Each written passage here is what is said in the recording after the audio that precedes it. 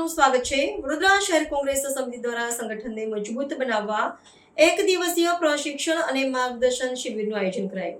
ભારતીય રાષ્ટ્રીય કોંગ્રેસ સમિતિના આદેશ અનુસાર વડોદરા શહેર કોંગ્રેસ સમિતિ દ્વારા તાજેતરમાં એક દિવસીય જિલ્લા સ્તરીય માર્ગદર્શન અને પ્રશિક્ષણ કાર્યશાળાનું આયોજન કરવામાં આવ્યું હતું। વડોદરા ખાતે આવેલા સંગઠનાત્મક કાર્યક્રમમાં પક્ષના પાયાના કાર્યકરોને આગામી રાજકીય રણનીતિઓથી માહિતગાર કરવાનો મુખ્ય ઉદ્દેશ રાખવામાં આવ્યો હતો। આ શિબિરમાં પ્રભાગ ક્ષેત્ર અને મંડળ કક્ષાના પ્રમુખો સહિત મોટી સંખ્યામાં પક્ષના સક્રિય કાર્યકર્તાઓએ ઉત્સાહભેર હાજરી આપી હતી।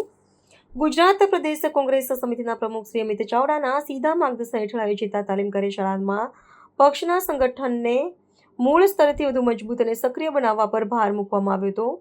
કાર્યક્રમ દરમિયાન ઉપસ્થિત હોદ્દેદારોને લોકોની સમસ્યાઓ સમજવા, જનસંપર્ક વધારવા અને પક્ષની વિચારધારાને છેવાડાના માનવી સુધી પહોંચાડવા અંગે વિસ્તૃત સમજણ પૂરી પાડવામાં આવી હતી। આ ઉપરાંત આગામી સમયના રાજકીય પડકારોને અનુલક્ષીને મતદાન મથક સુધી સંચાલન અને નેતૃત્વ વિકાસના વિવિધ પાસાઓ પર સઘન ચર્ચા કરવામાં આવી હતી। આ પ્રશિક્ષણ કાર્યક્રમ બાદ સ્થાનિક કાર્યકર્તાઓમાં નવો ઉત્સાહ અને આત્મવિશ્વાસ જોવા મળ્યો છે।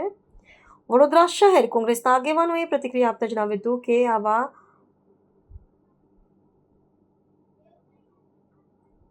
તાલીમ સત્રો થકી કાર્યકરોની કાર્યક્ષમતામાં વધારો થશે અને પક્ષનું માળખું વધુ સુદૃઢ બનશે। આગામી દિવસોમાં રાજ્યના અને જિલ્લાઓમાં પણ સમાન પ્રકારની કાર્યશાળાઓ યોજવાની રૂપરેખા તૈયાર કરવામાં આવી રહી છે, જેથી સમગ્ર પ્રદેશમાં સંગઠનાત્મક માળખાને વેગવંતુ બનાવી શકાય। વડોદરા શહેર કોંગ્રેસ દ્વારા મંડળ અને સેક્ટરના પ્રમુખોની ટ્રેનિંગનું આયોજન કર્યું છે।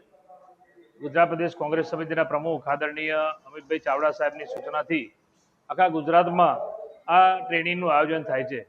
આવનારા દિવસમાં જ્યારે કોર્પોરેશનની ચૂંટણી પણ આવી રહી છે, ત્યારે આ ચૂંટણીમાં જે પ્રજાલક્ષી મુદ્દાઓ અને સંગઠનલક્ષી મુદ્દાઓની વાત થશે, સાથે સાથે કોંગ્રેસ પાર્ટીની જે વિચારધારા છે એની વાત થશે અને લગભગ 3 થી 4 કલાકનું આ પ્રશિક્ષણ તાલીમ શિબિરનો કાર્યક્રમ છે, જે આજે વડોદરા શહેર કોંગ્રેસનો અહીંયા લાડ ભવન ખાતે રાખ્યો છે, જેમાં પ્રદેશના ટ્રેનિંગ કોઓર્ડિનેટરો અને વડોદરા શહેરના આગેવાનો, વોર્ડ પ્રમુખો, મંડળ સેક્ટરના પ્રમુખો પણ ઉપસ્થિત છે।